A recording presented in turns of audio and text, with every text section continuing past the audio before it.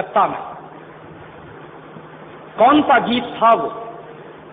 हिंदुस्तान में ब्रिटेन के लोगों के समर्थक बहुत बड़ी संख्या में रहे, और न सिर्फ ब्रिटेन के समर्थक रहे बल्कि अंग्रेजों के तलवे चाटने वाले घराने इस देश में रहे। अंग्रेजों की जी हजूरी करने वाले घराने इस देश में रहे, और जिन खानदानों ने अंग्रेजों के जितने ज्यादा तलवे चाटे, उन्हीं खानदानों का नाम इस देश में गर्व से लेते हैं लोग। जो अंग्रेजों के सबसे ज्यादा पिट्ठू बनकर रहे, जो अंग्रेजों के चरणों में साष्टांग बिछ जाते थे, ऐसे ही लोगों को इस देश के इतिहास में पढ़ाया जाता। और ऐसा ही एक खानदान था जो अंग्रेजों की गुलामी में आकंठ डूबा हुआ था। उस खानदान का नाम था टैगोर खानदान। और उस टैगोर खानदान का एक व्यक्ति था जिसका नाम था रविंद्रनाथ टैगोर। उस रविंद्रनाथ टैगोर ने जॉर्ज पंचम के स्वागत के लिए एक गीत लिख दिया था। और ना सिर्फ उस आदमी ने वो गीत लिखा, बल्कि कलकत्ता में जब जॉर्ज पंचम पहुंचा और उस भरी सभा में जहां लाखों लोग उपस्थित थे, हिंदुस्तान की गुलामी का गीत गाया गया और ब्रिटेन के राजा का सम्मान किया गया। और ये काम रविंद्रनाथ टैगोर ने अपने मुंह से किया। और वो गीत कौन सा था जो रविंद्रनाथ टैगोर ने इंग्लैंड के राजा की स्तुति का गान करते हुए लिखा था? वो गीत वही है जिसको आप कहते हैं जन गण मन अधिनायक जय हे भारत भाग्य विधाता। बहुत शर्म आती है मेरे जैसे आदमी को जब वो गीत गाने के लिए कोई मुझे कहता है कि ये गाओ। क्यों गाएं उस गीत को? रविन्द्रनाथ टैगोर तो चापलूसी करते थे अंग्रेजों की, रविन्द्रनाथ टैगोर तो चाटुकार थे अंग्रेजों के, और रविन्द्रनाथ टैगोर तो साइकोसेंट थे अंग्रेजों के। इसलिए उन्होंने अंग्रेजों के राजा के सम्मान में वो गीत लिखा था। मैं तो नहीं हूं, मुझे तो अंग्रेजों की चापलूसी से कोई मतलब नहीं। मैं तो अंग्रेजों का उससे ज्यादा विरोधी हूं जितना कोई हो सकता। लेकिन मेरे आजाद देश में उस गीत को बार बार गवाया जाए, ये मेरा राष्ट्रीय अपमान का प्रश्न है। और जिस गीत को अंग्रेजों के राजा जॉर्ज पंचम के स्वागत में गाया था रविन्द्रनाथ टैगोर में, वही गीत 5 दिन पहले दिल्ली के एयरपोर्ट पर गाया गया महारानी के सम्मान में। आपने कभी ध्यान दिया है उस गीत के शब्द क्या हैं और उन शब्दों का मतलब क्या है? जन गण मन अधिनायक जय हे, हिंदुस्तान की जनता के मनों के अधिनायक तुम्हारी जय हो, ये मतलब है। जन गण मन अधिनायक जय है माने जॉर्ज पंचम तुम हिंदुस्तान की जनता के मनों के, जनता के गणों के अधिनायक हो, सुपर बॉस हो, इसलिए तुम्हारी जय हो। ये रविन्द्रनाथ टैगोर गा रहे हैं। भला इससे ज्यादा चाटुकारिता का दूसरा कोई प्रमाण मिल सकता?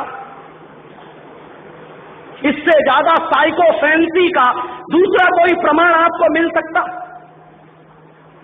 और दूसरी लाइन है जनगण मन अधिनायक जय है, भारत भाग्य विधाता, माने तुम भारत के भाग्य विधाता हो, माने हमारा भाग्य तुम लिख रहे हो। ये तो कोई भगवान से भी नहीं कहता है।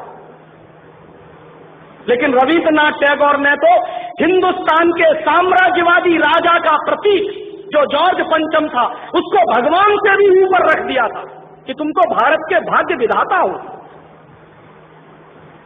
पंजाब सिंध गुजरात मराठा द्राविड़ उत्कल बंग, विंध्य हिमाचल यमुना जंगा, उच्छल जलधि तिरंग, तब शुभ नामे जागे तब शुभ आशीष मांगे।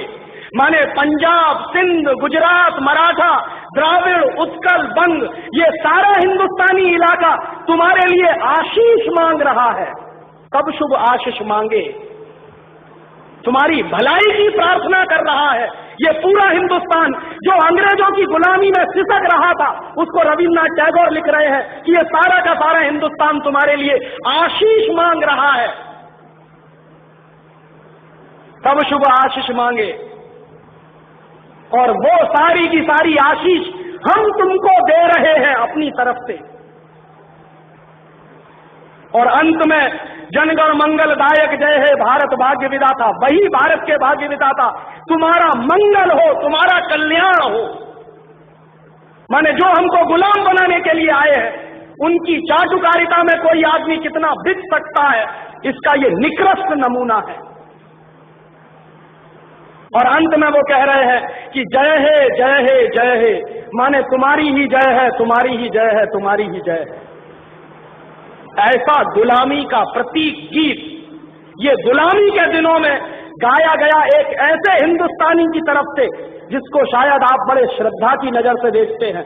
और ये गीत जब गा दिया था उन्होंने और चरणों में बिछ गए थे रविंद्रनाथ टैगोर, तब अंग्रेजों ने उनको नोबेल प्राइज दिलवा दिया था पुरस्कार के रूप में। रविंद्रनाथ टैगोर को ऐसे ही नोबेल प्राइज नहीं मिला था। अंग्रेजों ने कुछ नियम बनाए थे, कुछ परंपराएं बनाई थी, और अंग्रेजों के नियम क्या थे? जो अंग्रेजों की जितनी ज्यादा चाटुकारिता करे, जो अंग्रेजों के जितने ज्यादा पैर चाटे, उसी को अंग्रेजी सरकार राय बहादुर का खिताब देती थी। उसी को अंग्रेजी सरकार हिंदुस्तान में और इंग्लैंड में नाइटहुड की पदवियां दिया करती थी। ऐसे ही लोगों को अंग्रेजों की तरफ से इनाम मिलते थे, क्योंकि वो अंग्रेजों के चरण चाटते थे और हिंदुस्तान को गालियां देते थे।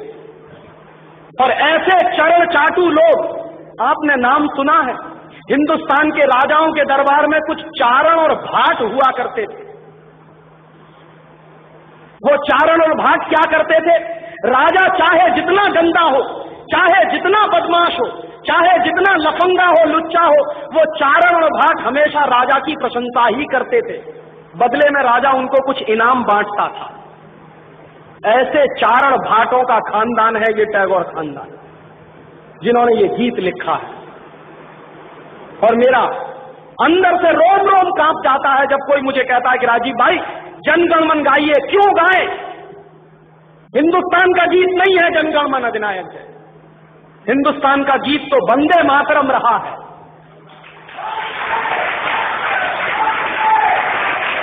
और ये वंदे मातरम जैसा गीत जो हिंदुस्तान की आजादी की लड़ाई का प्रतीक था, जो हिंदुस्तान के लोगों में खून में जोश भरने का काम करता था, उस वंदे मातरम जैसे गीत को हिंदुस्तान में राष्ट्रीय गीत का दर्जा दिलवाने में 50 साल लग गया हमको, अब जाके हुआ है।